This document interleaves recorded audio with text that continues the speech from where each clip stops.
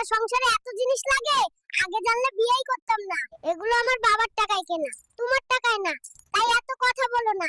বউ, দুদিনের জন্য বাপের বাড়ি যাচ্ছো, এই ভারী শিল কেন নিয়ে যাচ্ছো? আমি গুঁড়ো মশলা দিয়ে তরকারি খেতে পারি না, তাই নিজেই পিষে নেব।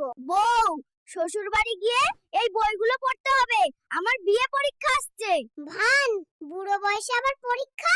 বু, I have to read these books at your in-laws house. My BA exam is coming up. ঢং, exams again in old age. আজ আমি বালতি ভর্তি মিষ্টি নিয়ে শ্বশুর বাড়ি যাচ্ছি, দেখি তারা আমার সাথে জামাই হিসেবে কেমন ব্যবহার করে। তুমি তো বাড়ির বড় জামাই, তোমাকে ওরা সব সময় আমার প্রিয়, তোমার প্রিয়, তুমি যেমন সুন্দর তেমনটাই থাকো। মি বলছো? শোনো মিম, আমার বিসিএস পরীক্ষা আসছে, ডিস্টার্ব করো না। তো আমাকে বিসিএস ক্যাডার হয়েই বিয়ে করলে? এখন কেন বিয়ে করলে? প্রতিবার শ্বশুর বাড়ি গেলেই কিছু না কিছু নিয়ে যেতে হয়। আগে জানলে বিয়েই করতাম না। পাশের বাড়ির মিমের আমি তোমাকে ফোন করেছিলাম। আর কারোর সাথে ভুল নম্বরে প্রেম পড়ো না।